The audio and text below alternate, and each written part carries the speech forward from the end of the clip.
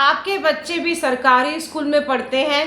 क्या आपके बच्चों को भी मिड डे मील मिलता है? तो ये खबर आपके लिए है और पूरी खबर देख के और सुन के जाइएगा। जी हाँ, बिहार के नालंदा के एक सरकारी स्कूल में रसोइये की लापरवाही। रसोइये ने बच्चों के खाने में नमक की जगह डिटर्जेंट मिला दिया, जिसकी वजह से 34 बच्चे हॉस्पिटल में एडमिट हैं। ये इतनी बड़ी लापरवाही है या ये जानबूझ के किया गया है? इसकी जांच पड़ताल आगे होनी चाहिए। जब से सीजेपी का स्कूल सुधारो कैंपेन शुरू हुआ है, तब से सरकारी स्कूलों की कलई खुल गई है, सरकार की पोल खुल चुकी है। चाहे वो राजस्थान हो, बिहार हो, यूपी हो, आप हर जगह देख रहे हैं कि स्कूलों की कितनी जर्जर हालत है।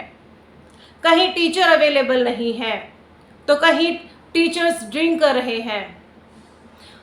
लड़कियों के लिए वॉशरूम नहीं है, और वॉशरूम है भी तो वहाँ पानी नहीं है, पीने के पानी की फैसिलिटी नहीं है। तो आप बताइए, ऐसे स्कूल में बच्चे को भेजकर बच्चे की जान के साथ खिलवाड़ करना है क्या? ये गरीब के बच्चे हैं, इनके पास लाखों रुपए नहीं है कि प्राइवेट स्कूल में पढ़ा पाएँ। इनको शिक्षा लेनी है, कुछ कर दिखाना है, कुछ बनना है इनको। लेकिन जहां हम पढ़ने भेज रहे हैं, हमें नहीं पता कि वहां हमारे बच्चे की जान पे इतना बड़ा खतरा मंडरा रहा है। अगर ये बच्चे पढ़ लिख के कुछ बनना चाहें तो कैसे बन पाए, जहां टीचर भी अवेलेबल नहीं है, जो सुख सुविधाएं इनको मिलनी चाहिए, जो बेसिक सुख सुविधाएं वो भी मौजूद नहीं है। क्लासेस में पंखे नहीं हैं, डेस्क नहीं है, अच्छे बोर्ड नहीं है, पढ़ाने वाले शिक्षक तक नहीं है।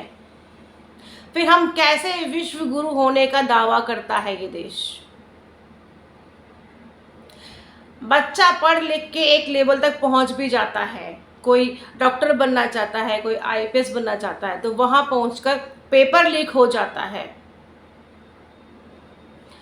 हम जैसे गरीब बच्चे सरकारी स्कूल में पढ़ते हैं और एक सपना लेके चलते हैं कि हम अपनी मेहनत से कुछ कर जाएंगे, अपने परिवार, अपना घर का जीवन सुधार देंगे, लेकिन उनके आगे भी इस तरीके की इतनी मुश्किलें खड़ी हैं। ना ही सरकार, ना ही विपक्ष, और यहाँ तक कि मीडिया भी सरकारी स्कूलों पे ध्यान नहीं दे रहा था। ये धन्यवाद है सीजेपी पार्टी का कि उन्होंने इस ओर ध्यान दिया और सरकार और सभी लोगों का ध्यान इस ओर ले जाया गया। देश में सभी लोग अमीर नहीं हैं, गरीबी बहुत ज़्यादा है। गरीब लोग जैसे तैसे करके अपने बच्चों को शिक्षा देना चाहते हैं, लेकिन शिक्षा कैसे मिले, बच्चा शिक्षित कैसे हो, कैसे वो अपने सपनों को पूरा करे, कैसे अपने पेरेंट्स को एक अच्छा स्थान, एक अच्छी जगह लेके जाके दे सके, उसके आड़े तो इतनी मुसीबतें आ रही हैं। और जब उसके बाद नालंदा स्कूल में ये करतूत होने के बाद बच्चों को हॉस्पिटल में ले जाया गया, तो उसके बाद सरकारी हॉस्पिटल्स की भी पोल खुल गई। वहाँ बच्चों के लिए बेड ही अवेलेबल नहीं, एक बेड पे 2-2, 3-3 बच्चे लेटे हुए। किसे हम चुन रहे हैं, किसे हम वोट दे रहे हैं? सरकार को चुना जाता है सुख सुविधाएं देने के लिए, वो सारी सुख सुविधाएं सारी प्राइवेटाइज कर दी गई है। अगर आपके पास पैसा होगा तो आप अच्छी शिक्षा ले सकते हैं, अच्छा स्वास्थ्य ले सकते हैं, अच्छा खाना खा सकते हैं।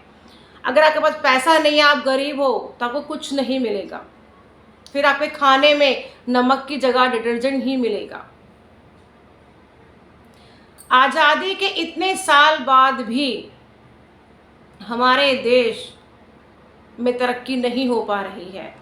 उसका सबसे बड़ा कारण यही है कि सरकार शिक्षा जैसे मुद्दे को इग्नोर कर रही है, शिक्षा व्यवस्था पे ध्यान नहीं दे रही है, जहां सबसे ज़्यादा दिया जाना चाहिए।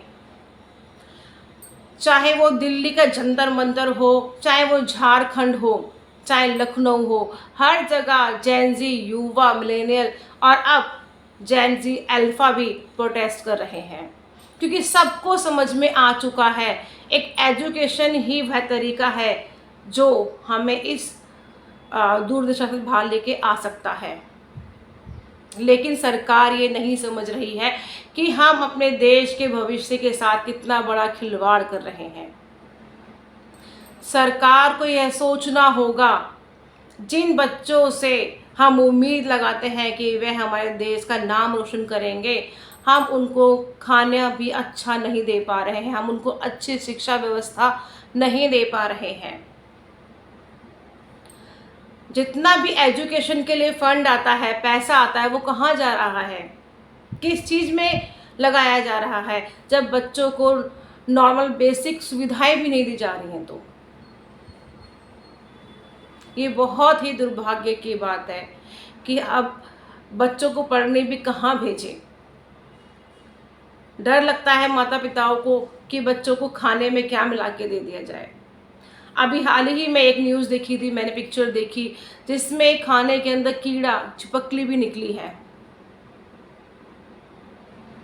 आप बच्चों को सुविधाएं दे रहे हैं या सुविधाओं के नाम पर उनकी स्वास्थ्य के साथ खिलवाड़ कर रहे हो, उनकी जान के साथ खिलवाड़ कर रहे हो। छोटी छोटी बच्चे रोड पे निकल आए हैं, सरकार के खिलाफ धरना दे रहे हैं। वो कोई बड़ी बड़ी डिमांड नहीं कर रहे हैं, वो सिर्फ एक सिंपल सी डिमांड कर रहे हैं कि हमें अच्छी एजुकेशन सिस्टम दिया जाए, हमें टीचर्स दी जाए, जो बेसिक नॉर्मल सुविधाएं हैं वो दी जाए, और वही बच्चे पढ़ लिख के देश का नाम रोशन कर पाएँ। आखिर में बस मैं यही कहना चाहूँगी अपने देश की सरकार से, मीडिया से और विपक्ष से भी, और जो भी मेरी ये वीडियो दे रख रहे हैं, अपने देश के बच्चों, अपने देश के युवाओं को समझो, जो आगे चल के इस देश के भविष्य के लिए काम करेंगे। उनको जो बेसिक नीड्स हैं वही प्रोवाइड करवाई जाए। एटलीस्ट अच्छे स्कूल व्यवस्था, टीचर्स, खाना, स्वास्थ्य, जितने भी बेसिक नीड्स हैं, चाहे वो सरकारी स्कूल्स हैं, चाहे वो हॉस्पिटल्स हैं, रोड हैं, ट्रांसपोर्ट फैसिलिटीज़ हैं, कोर्सेस हैं, जो जितने बेसिकली उनको मिल सकें और बहुत ईज़िली प्रोवाइड की जा सकती है। आज देश में हर जगह आक्रोश फैला हुआ है, और ये आक्रोश सिर्फ और सिर्फ युवा कर रहा है, क्योंकि युवा को पता है अगर आज हमने अपनी आवाज़ नहीं उठाई तो आने वाला टाइम हमारे आने वाली पीढ़ी के लिए बहुत बुरा होगा। हमें आज़ाद कर गए, हमें आज़ादी दे गए, लेकिन वो आज़ादी सिर्फ सरकार को नहीं मिली है, वो आज़ादी देश की जनता को भी मिली है। जनता को आज़ादी मिली है, आवाज़ उठाने की, सवाल करने की आज़ादी मिली है। और सवाल करना, सवाल पूछना कोई दिमागी नक्सल नहीं है। वो समझिए, बच्चों को बेसिक नीड्स प्रोवाइड कीजिए। अपनी राय कमेंट में ज़रूर शेयर कीजिएगा। क्या बच्चे इस तरीके की एजुकेशन सिस्टम या स्वास्थ्य व्यवस्था होने से आगे बढ़ पाएंगे? अपनी राय कमेंट में ज़रूर शेयर कीजिएगा।